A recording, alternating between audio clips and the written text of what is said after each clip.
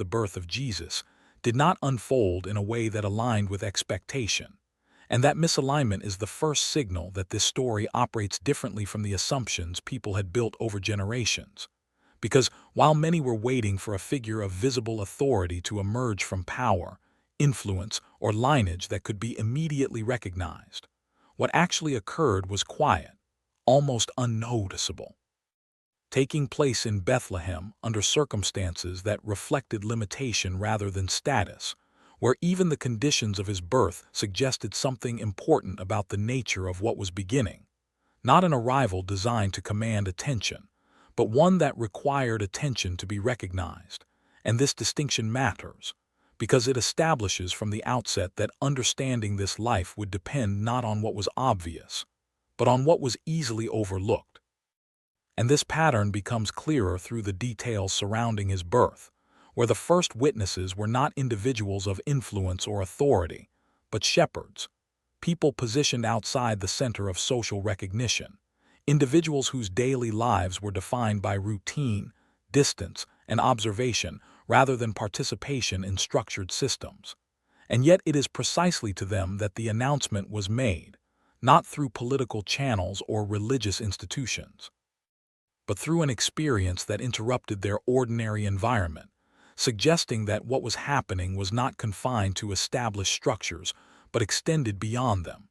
And when they responded, it was not with analysis or skepticism, but with movement, indicating that recognition often begins not with certainty, but with willingness. And this willingness led them to a place that, by all external measures, did not appear significant enough to hold the weight of what they had been told. And yet the contrast between expectation and reality did not invalidate the moment. It defined it, because the meaning of this birth was not dependent on its setting, but on what it represented, and alongside this, there were others, often referred to as wise men, whose journey introduced a different dimension to the event, one that suggested that the significance of this birth was not limited to a single group or region, but carried implications that extended outward, drawing attention from those who interpreted signs differently, who observed patterns beyond immediate circumstances, and their arrival added complexity to the narrative, because it demonstrated that recognition of something meaningful can occur across different perspectives, even when those perspectives do not share the same background or framework. And yet this recognition did not exist without consequence, because the information they carried eventually reached Herod the Great, whose response revealed a fundamental aspect of power, that it is often threatened not by what is fully understood,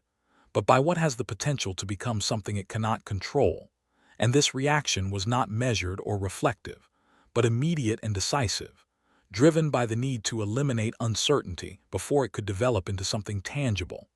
And in doing so, it transformed what began as a moment of quiet significance into a situation of urgency and danger, forcing movement,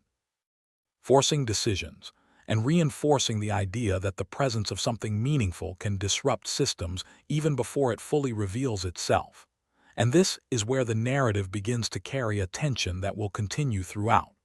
Because, from the very beginning, his life is positioned between recognition and rejection, between those who respond with openness and those who respond with resistance. And this dual response is not accidental. It reflects the deeper nature of what he represents. Because anything that challenges existing structures will inevitably create division, not always because it is opposed, but because it requires change, and change is rarely accepted uniformly. And so even in these early moments, before any public teaching, before any visible influence, the pattern is already established. There are those who move toward what they do not fully understand, and those who move against it out of fear of what it might become. And this pattern becomes the framework through which everything else will unfold. And as his early life continues, marked by movement and return, by periods of uncertainty followed by stability, there is still no outward indication of what is to come, because the significance of these events is not in their scale, but in their meaning. And meaning does not always announce itself immediately. It develops over time, becoming clearer only when viewed in connection with what follows. And so the birth and early signs do not function as isolated moments, but as the beginning of a larger progression, one that will gradually reveal how something that begins quietly can ultimately reshape how people understand not only power and authority, but also identity, purpose, and the nature of change itself. And it is within this progression that the importance of these early moments becomes fully realized, not because they were dramatic or widely recognized, but because they established a foundation that did not depend on visibility, approval, or immediate impact, but on something far more enduring, alignment with a purpose that would unfold step by step, often misunderstood, often challenged, but never disconnected from the path that had already begun the moment he entered the world. The silent years and identity formation of Jesus Christ. What follows after the early signs is not a rise, not a movement, and not a sudden expansion of influence, but something far less visible and far more easily misunderstood. The long stretch of years where almost nothing is recorded, a period often referred to as the silent years, not because nothing happened, but because what was happening did not demand attention, and this distinction is critical because, in most narratives, significance is tied to visibility, to action, to moments that can be observed and documented. Yet here, the majority of development takes place outside of that framework, in a life that appears ordinary, structured by routine, family, work, and community, in Nazareth, a place that carried little expectation and even less recognition.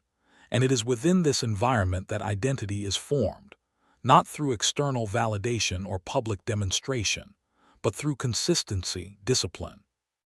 and internal alignment. And this kind of formation is different from what people typically associate with purpose, because it does not produce immediate results, it does not create early recognition, and it does not signal in obvious ways that something significant is being prepared. And yet it is precisely this kind of foundation that allows for clarity later, because without it, any form of influence would be unstable, reactive, or dependent on external conditions. And so during these years, while others may have been looking for signs of the Messiah in places of power or authority, the actual development of that role was taking place in obscurity, in a life that blended into the surrounding environment, where growth was not interrupted by expectation, and where understanding could deepen without the pressure to perform or prove anything to anyone. And this is where a key principle begins to emerge, that purpose is not something that appears fully formed at the moment it becomes visible, but something that is shaped gradually, often in ways that cannot be seen or measured from the outside. And this shaping involves not only knowledge but perspective, not only awareness but restraint, because knowing something does not automatically require acting on it immediately. And this becomes evident in moments like the visit to the temple, where at a young age, Jesus engages with teachers in a way that reveals insight beyond what would typically be expected, not in a manner that seeks recognition, but in a way that reflects a level of understanding already present, already developing. And yet, even in that moment, which could have been used as a point of transition into visibility, there is a return to normal life, a continuation of the same quiet pattern, reinforcing the idea that timing is not determined by ability alone, but by alignment between readiness and purpose. And this return is not a delay in progress but a continuation of it.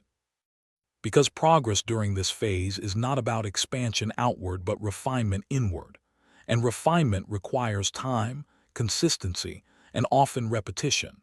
things that do not attract attention but are essential for stability. And during this period, the environment itself plays a role, not as a source of identity, but as a context in which identity is tested and clarified. Because living within a system without being defined by it requires a level of awareness that cannot be developed instantly. It must be built through experience, through observation, through understanding how systems operate without becoming dependent on them. And this includes both the political environment shaped by Roman authority and the religious environment shaped by tradition and interpretation,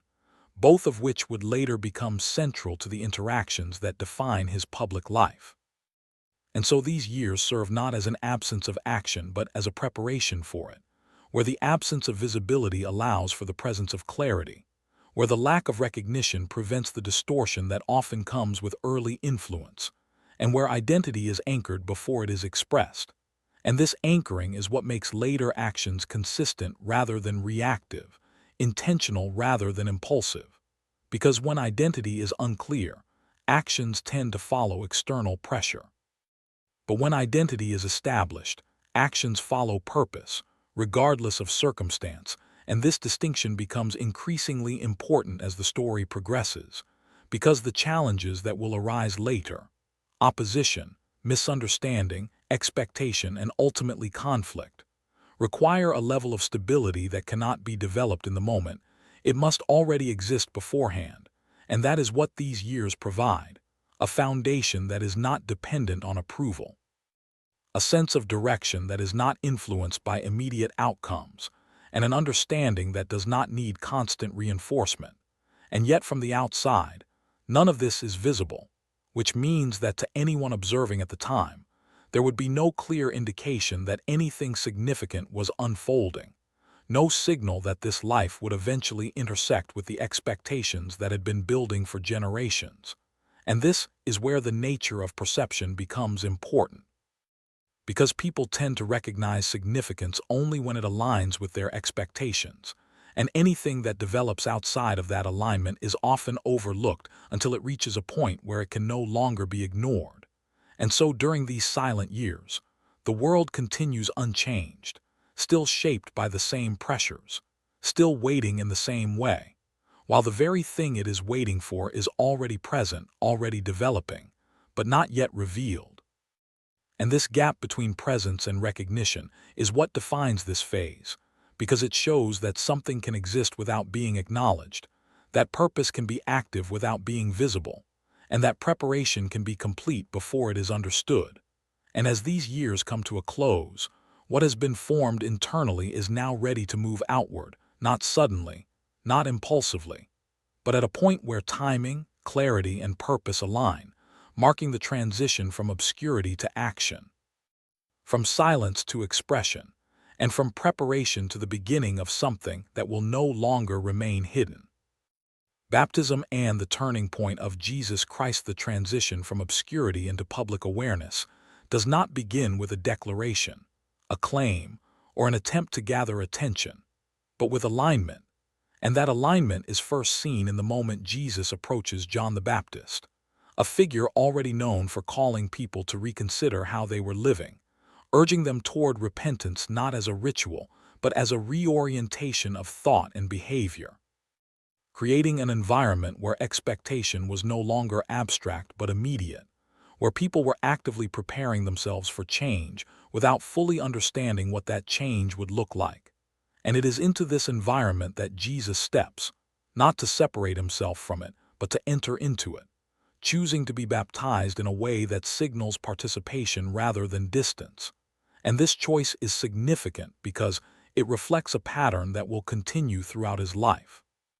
That influence is not established through separation from people, but through engagement with them, not by positioning oneself above a system, but by stepping into it with a different understanding of how it operates. And this moment of baptism marks more than a symbolic act. It represents a clear shift from preparation to expression, from internal formation to outward movement. And immediately following this, there is no attempt to capitalize on attention or momentum,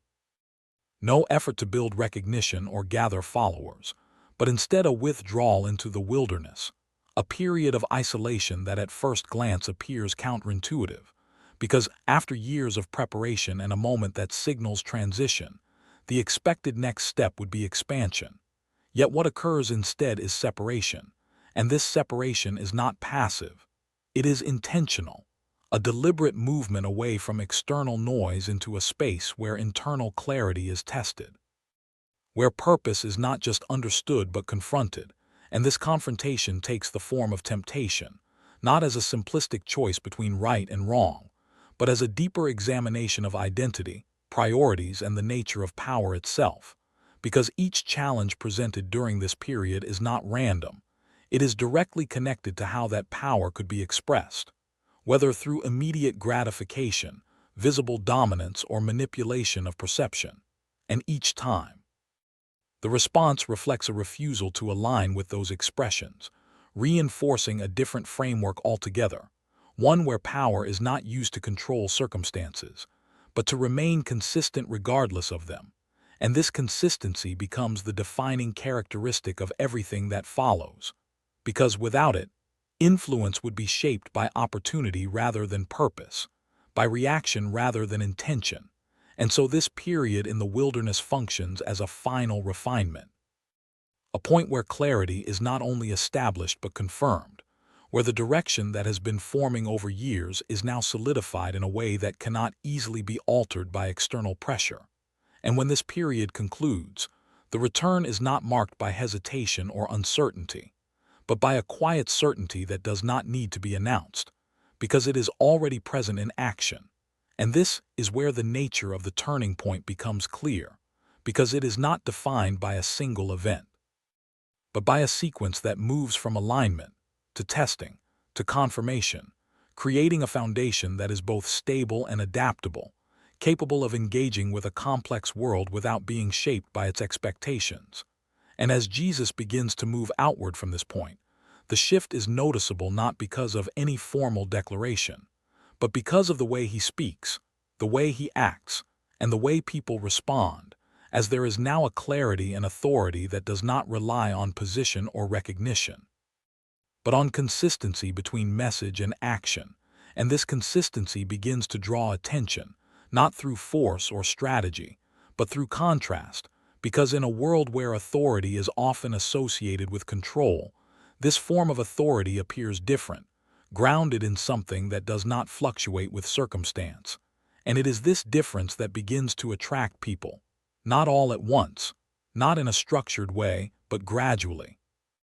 As individuals encounter something they cannot easily categorize within their existing frameworks, and at the same time, this difference also begins to create tension, because anything that does not fit within established systems challenges those systems simply by existing. And so from this turning point forward, the movement of his life becomes increasingly visible, not because it seeks visibility, but because its impact begins to extend outward, interacting with people, with structures, and with expectations in ways that cannot remain unnoticed. And this marks the true beginning of his public presence, not as a sudden rise, but as a steady unfolding, grounded in clarity that has already been tested, and driven by a purpose that is no longer in formation, but in motion. The first followers and early teachings of Jesus Christ after the turning point, the movement does not expand through strategy, structure, or deliberate attempts to build influence in the conventional sense, but through interaction, direct, personal, and often unexpected. And this is where the first followers begin to appear, not as individuals selected for status, education, or social positioning, but as ordinary people whose lives are rooted in routine, work, and familiarity. Individuals like Peter the Apostle and others who are engaged in daily labor, not actively searching for something beyond their current reality, yet open enough to respond when confronted with it. And this openness becomes a defining factor,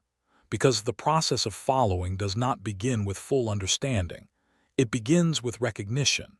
an awareness that something about this interaction carries weight, even if that weight cannot yet be fully explained. And the invitation itself is not complex or layered with conditions. It is direct, simple, and immediate, requiring a decision rather than an analysis. And this immediacy challenges a common assumption that clarity must come before action, because in these moments, action precedes full clarity, and clarity develops through continued engagement, through observation, through experience, and through exposure to a way of thinking that does not align with what has been previously established. And as these followers begin to form a group, what emerges is not a structured organization but a dynamic relationship, one where learning does not occur through formal instruction alone, but through proximity, through watching, listening, and gradually understanding the consistency between what is said and what is done. And this consistency becomes the foundation of the early teachings, which are delivered not as abstract theories, but as practical insights expressed through parables, comparisons, and direct statements that require reflection rather than passive acceptance. And these teachings often focus on themes that challenge both external behavior and internal intention, addressing not only what people do, but why they do it, shifting the focus from visible compliance to underlying motivation. And this shift is significant because it moves the center of change from outside to inside, suggesting that transformation is not achieved by adjusting actions alone, but by reorienting perspective. And this reorientation is not always comfortable, because it requires individuals to question assumptions they have accepted without examination, to reconsider definitions of success, value, and righteousness that have been shaped by both culture and structure. And as a result, the response to these teachings varies, with some finding clarity and others experiencing resistance, not necessarily because the message is unclear, but because it disrupts established patterns of thinking. And this disruption is not presented as conflict, but as contrast, allowing individuals to see the difference between what is and what could be, without forcing immediate resolution. And as more people encounter this message, the group begins to grow, not through recruitment but through resonance, as individuals who recognize the consistency between message and action choose to remain, while others observe from a distance, uncertain of how to interpret what they are seeing.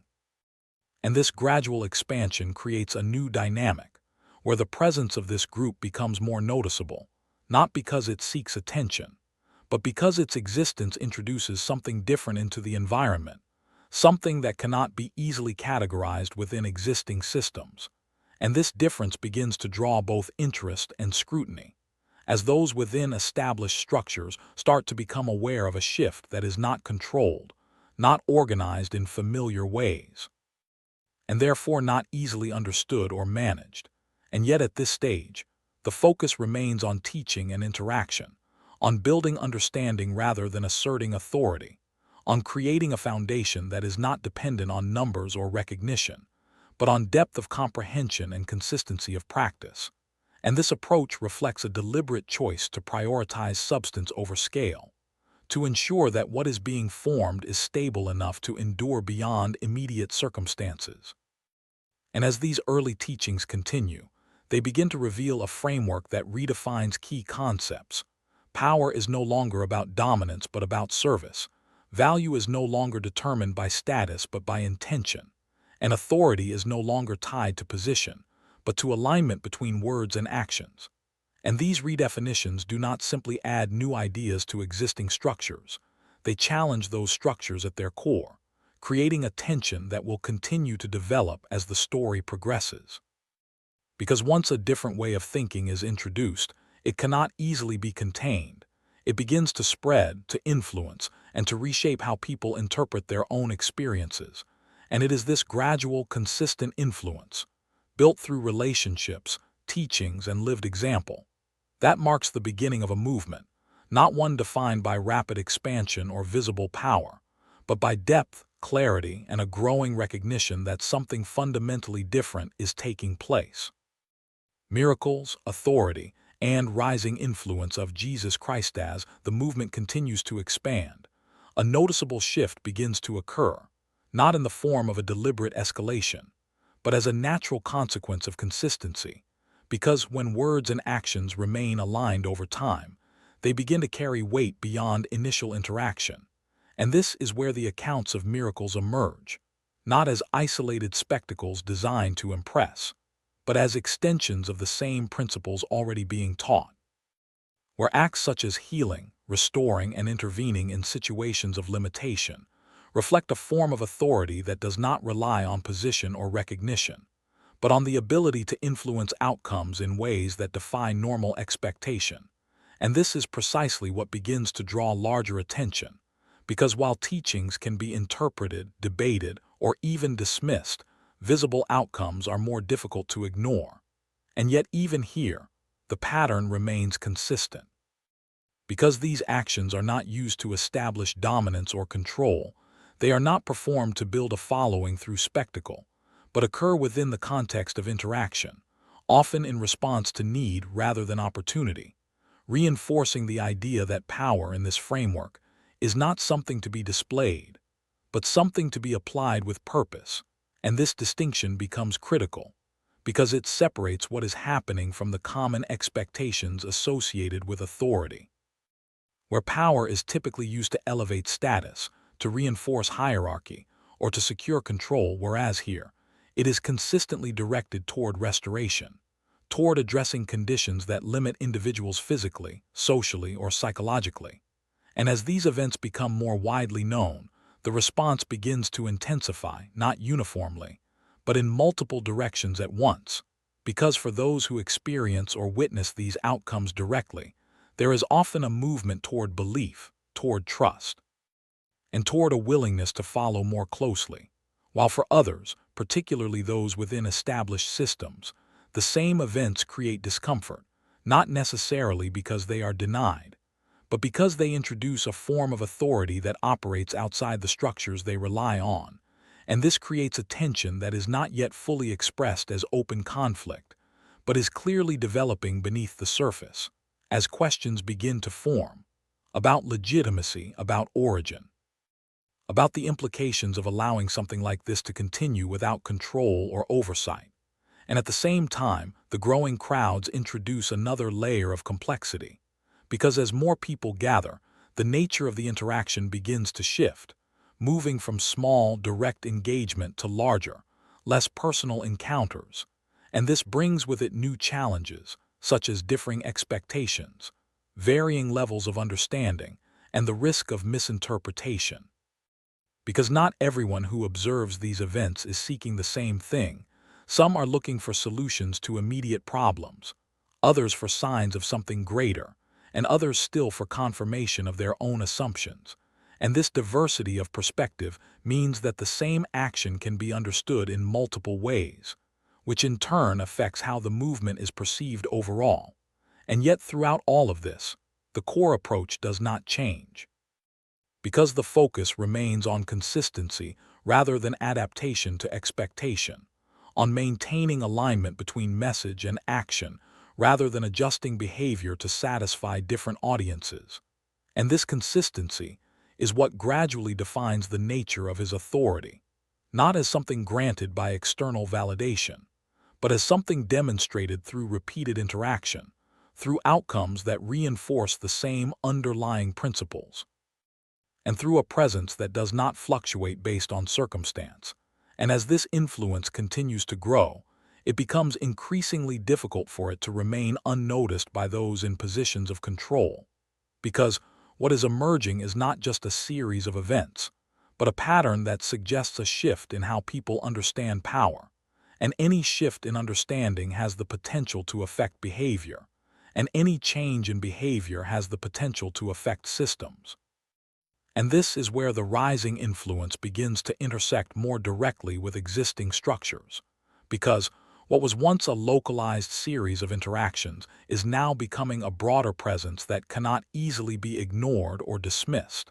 And yet even at this stage, the nature of the movement remains distinct. Because it is not organized in a way that can be easily contained, it does not rely on formal hierarchy, and it does not operate according to the expectations that those in authority are accustomed to managing. And this unpredictability is what makes it increasingly significant,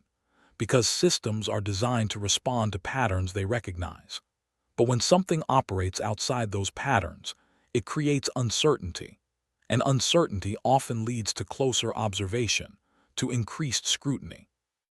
and eventually to attempts at control. And so as this phase continues, marked by visible acts, growing attention, and emerging tension,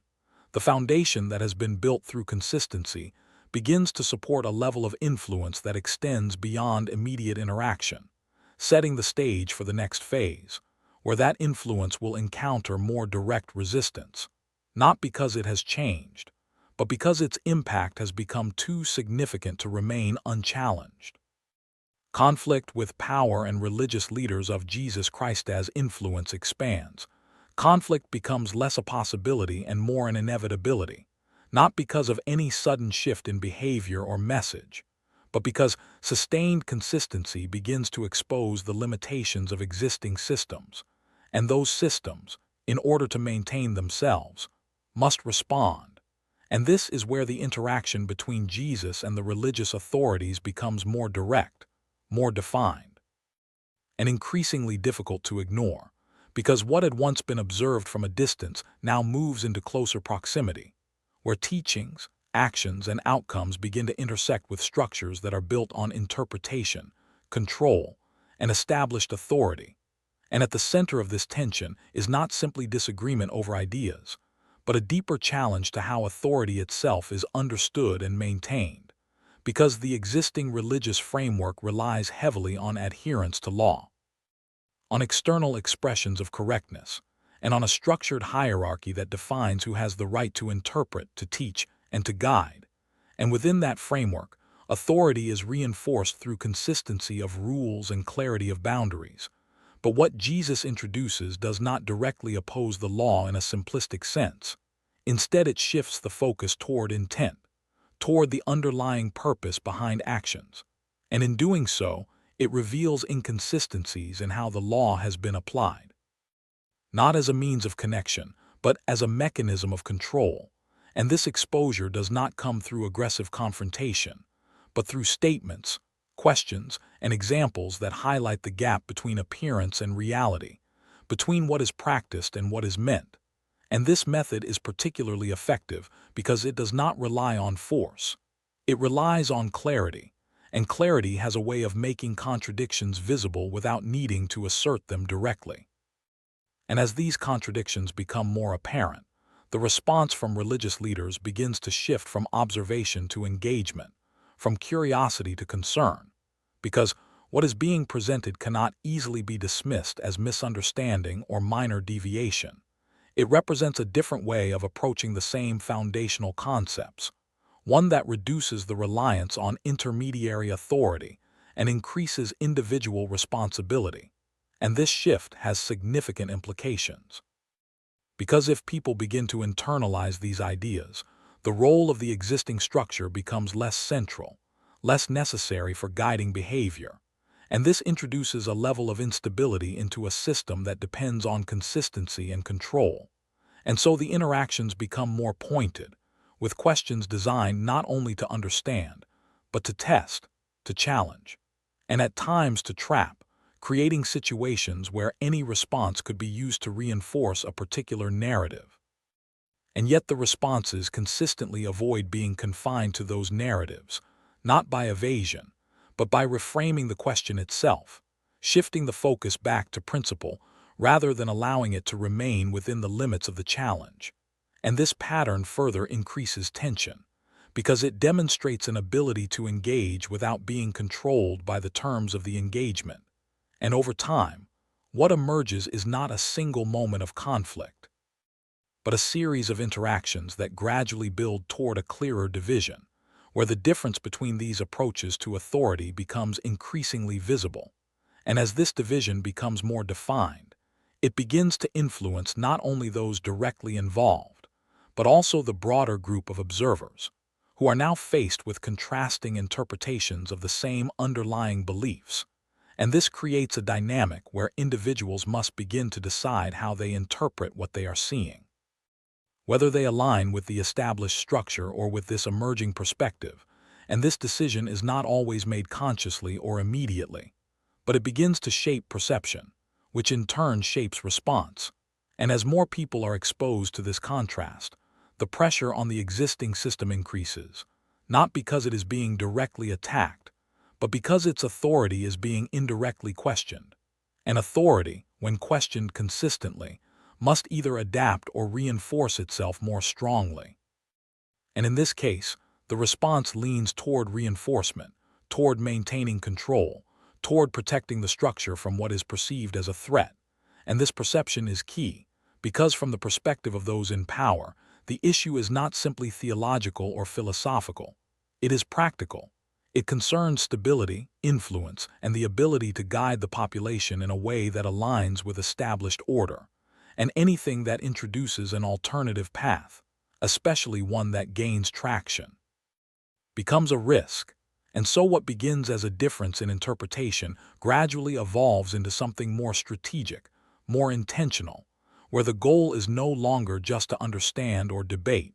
but to contain, to discredit, or to remove the influence altogether. And this marks a shift in the nature of the conflict, from passive tension to active opposition, setting the stage for the next phase, where the consequences of this opposition will begin to unfold more visibly. Not as isolated incidents, but as part of a larger progression that moves steadily toward a decisive outcome. The final journey to Jerusalem of Jesus, Christ, as the tension between influence and authority reaches a point where it can no longer remain contained within scattered interactions and indirect opposition.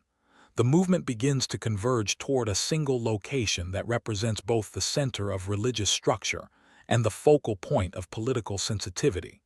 Jerusalem. And this movement is not accidental or uncertain, but deliberate, shaped by an awareness that what has been building gradually will now unfold more visibly, more directly, and with consequences that extend beyond individual encounters. Because Jerusalem is not simply a city, it is a symbol of authority, identity, and expectation, a place where religious leaders maintain their influence and where Roman oversight remains alert to any disturbance that could disrupt order. And entering such a space under these conditions introduces a level of intensity that has not been present in earlier phases, because now every action, every statement, and every reaction carries amplified significance. And as Jesus approaches the city, the response from the crowd reflects a continuation of the expectations that have been forming over time, where many interpret his arrival through the lens of what they have been waiting for: a figure who will establish visible authority, who will align with their understanding of a coming king. And this interpretation is expressed openly, through gestures and declarations that signal recognition. Yet this recognition is based more on expectation than on full understanding, creating a situation where the same moment holds different meanings for different groups. Because while the crowd sees fulfillment of hope in a specific form, the underlying purpose of his arrival does not align with that form. And this divergence between expectation and intention becomes one of the defining tensions of this phase, as the initial reception is marked by acceptance, even enthusiasm, while the deeper implications of what he represents remain largely unexamined. And as he enters the city, the interactions that follow begin to challenge the structures more directly, particularly within the temple, where the existing system of exchange, ritual, and authority is confronted not through abstract teaching, but through action that exposes how the space intended for connection has become intertwined with practices that prioritize function over meaning.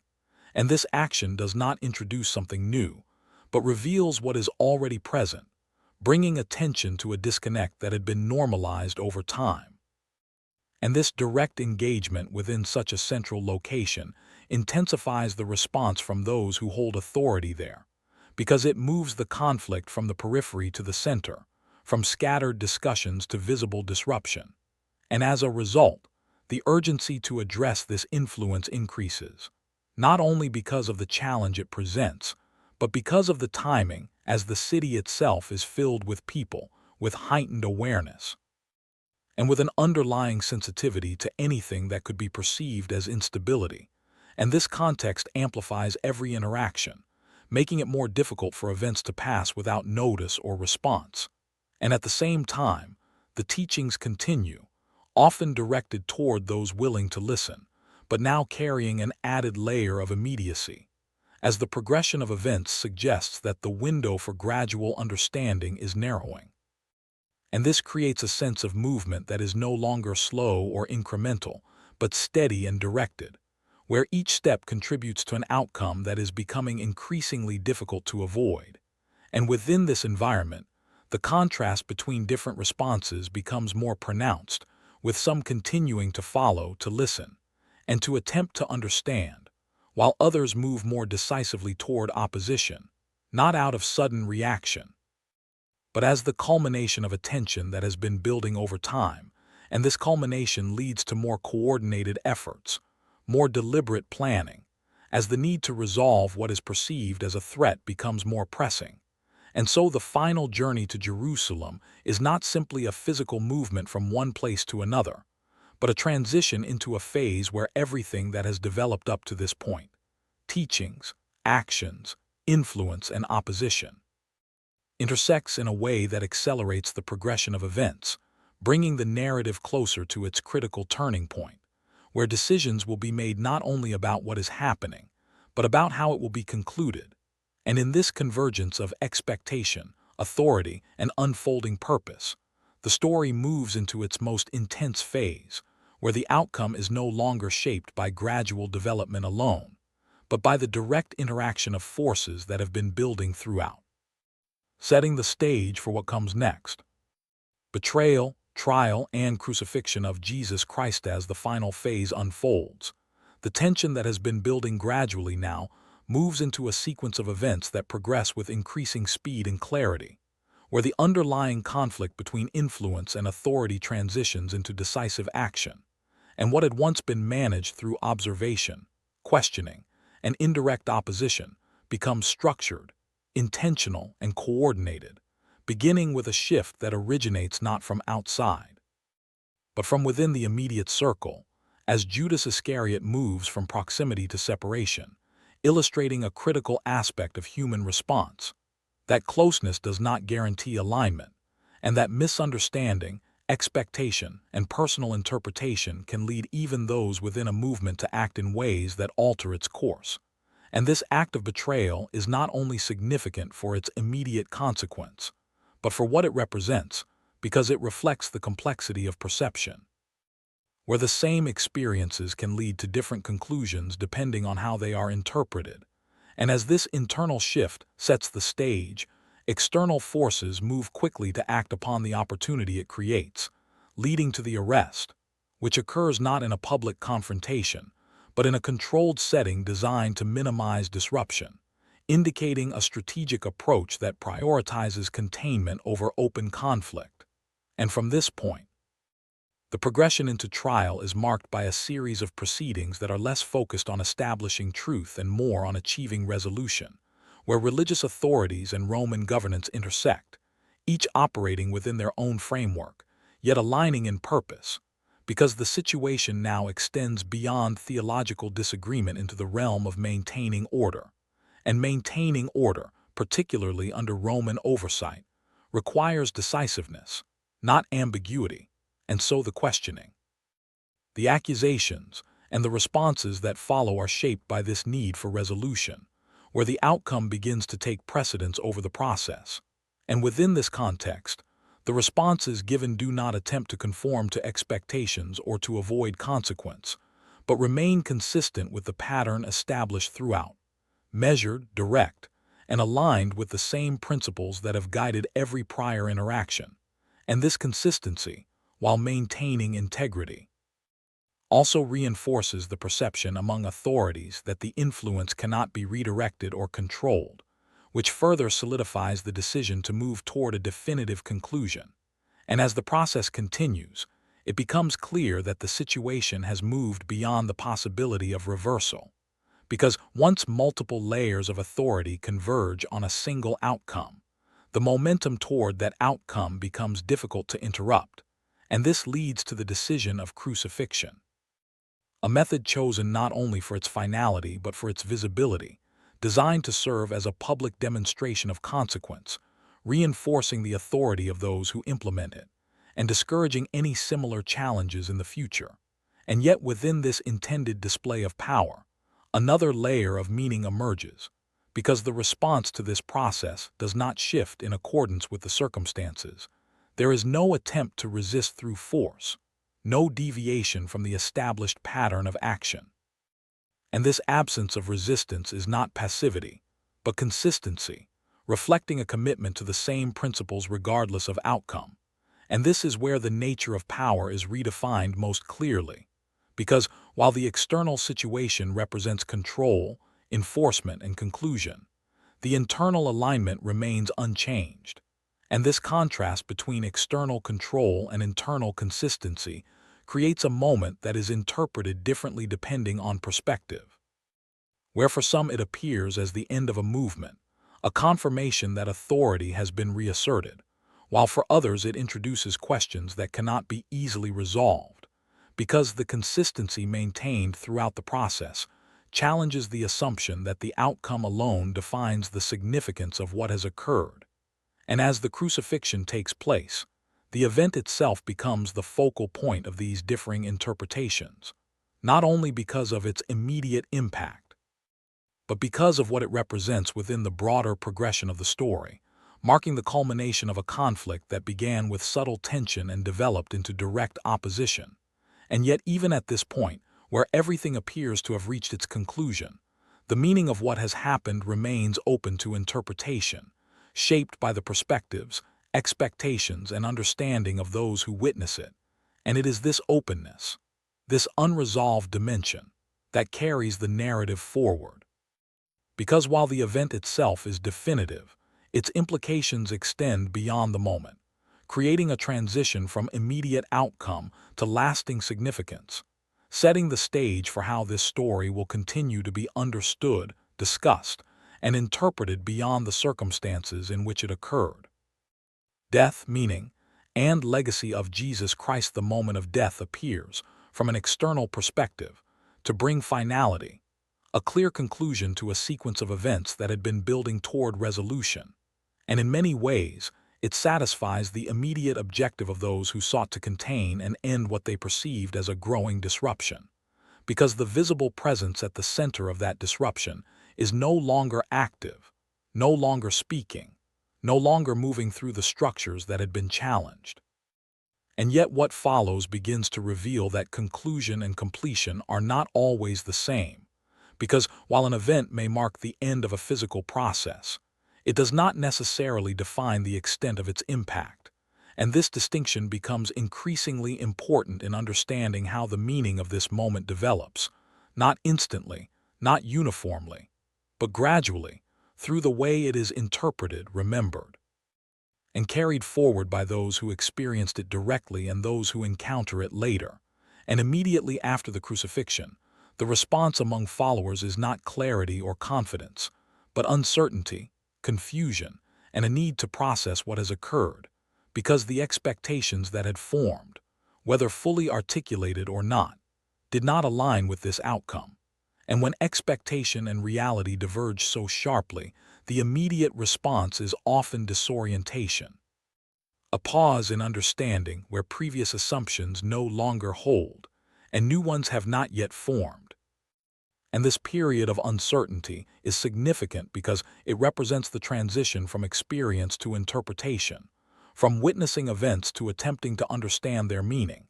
And it is within this transition that the foundations of legacy begin to take shape, not as a deliberate construction, but as a natural progression of reflection, discussion, and reinterpretation, where the teachings, actions, and consistency that defined his life are revisited in light of the final event. And this revisiting begins to shift the focus away from the outcome alone and toward the pattern that preceded it, because when viewed in isolation, the crucifixion appears as a conclusion, but when viewed in connection with everything that came before, it becomes part of a larger framework,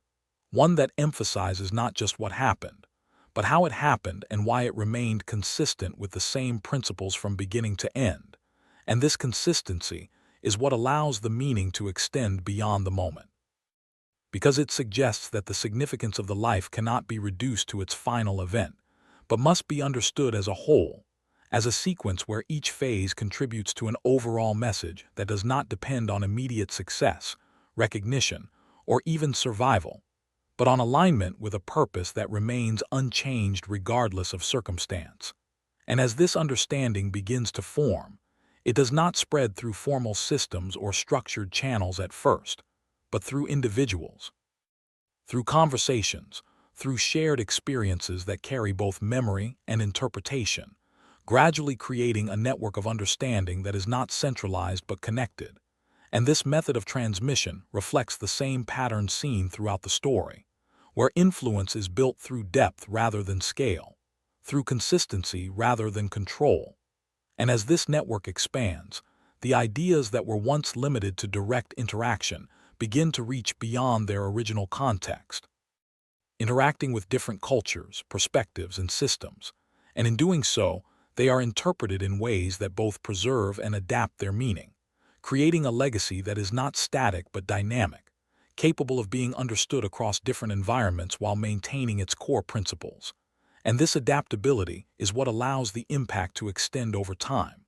because a message that is too rigid cannot move beyond its original context, but one that is grounded in fundamental concepts,